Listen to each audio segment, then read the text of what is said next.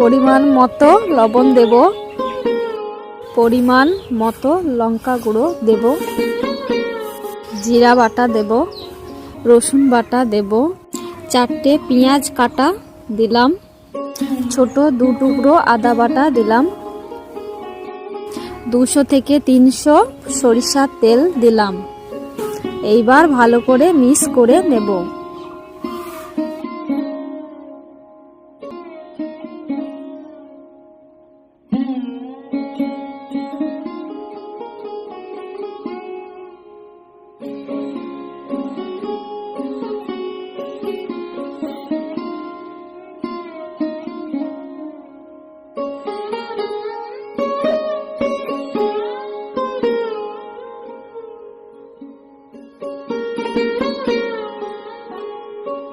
দশ থেকে 15 মিনিট